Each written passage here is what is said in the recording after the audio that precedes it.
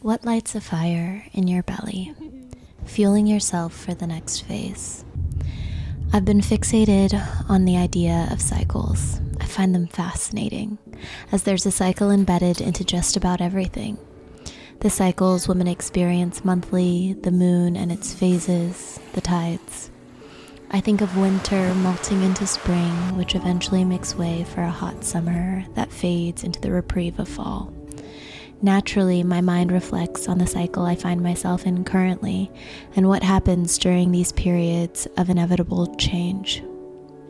As we enter into autumn, I am overcome with the vivid colors of changing leaves and how pure the air feels as it enters into my lungs.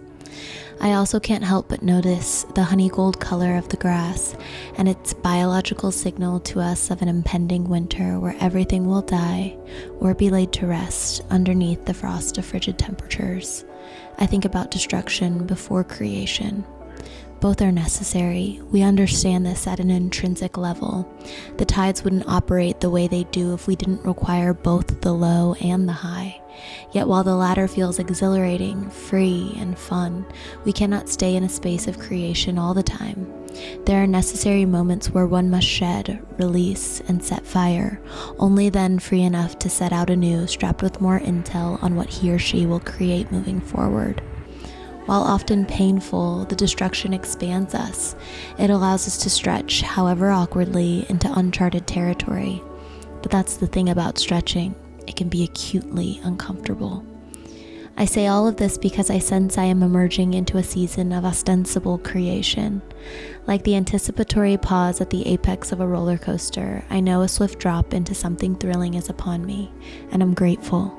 But because the season that preceded this one was unexpectedly and unseasonably long, I find myself frantically attempting to scoop together the pieces of my vision so that as I barrel into this new energy, I am equipped with some sense of direction. In the past, I may have punished myself for not knowing what it was I was plummeting towards or having an expertly crafted plan for execution and safety. I'm not sure if it has something to do with turning 30 or merely not wanting to mess it up, but I find myself desperately attempting to embrace this in-between transition of not knowing, intuitively feeling into each moment to uncover for myself the question that opened today's essay. What lights a fire in your belly, Tiana? It's the perfect storm. Once the old layers that no longer serve you have been destroyed and you gaze upon fresh soil left in the wake of its destruction, the only place you can turn is toward the intensity of vision and what you will erect in its place. There is nothing left to do but build, and you wonder if you would have ever forced yourself to start had it not been for the chaos that came before. Lately, this fire is stoked by the thought of being more than I am now, an almost imperceptible flicker of hope I experience when I think about what it might look like to actually make my dreams, not some watered-down version of them, not someone else's, a reality. I spoke recently about creating more joy in your life, which feels oddly connected to what lights this fire. Now that time has passed, I see them more as building blocks than interchangeable acts. If we start then with the joy, I think of connecting with my husband. I think about having time to read books about words and their power. I think about the strength to have difficult conversations and about fresh air and directionless walks outside. I think about numbing fingers wrapped around stainless steel coffee cups as the sun comes up and discovering the perfect lip combination without the help of any influencer on my For You page. I think about the stranger who sends an email to tell you how your words impacted them, and then again about words and their power. I think about 12-minute car rides where I get to catch up with a friend and about speaking my truth over tacos. I think about the hit of dopamine experience after you've cleaned the grout, the sound of daughters through my noise-canceling headphones. All these tiny molecular moments where I slowly start to fuel myself and poetically write the narrative that is my life. And it is my life after all, just like it is yours. It's one I design over and over every day, despite the circumstances I am up against. But nourishing myself in this way is just the start. Once I nourish, then I must notice, which is really all this newsletter ever intended to be, a call to notice, to to ask oneself the questions that lead to the answers you'd hoped and maybe even knew you'd find all along. What lights a fire in the belly? How can we create more joy? What the fuck are we doing?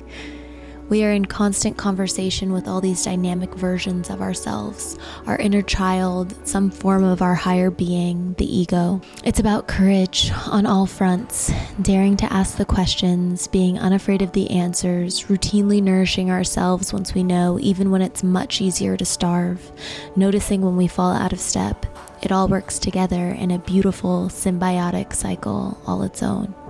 I wish I could wrap this up in some intricate little bow and tell you with a definite and final, yes, this is what lights a fire in my belly. This is the purpose of the cycle and the phase I find myself.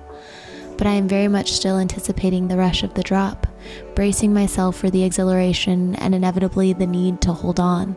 I'm crafting the vision, tilling the soil from the debris. So I stand by what I said. The cycles are necessary.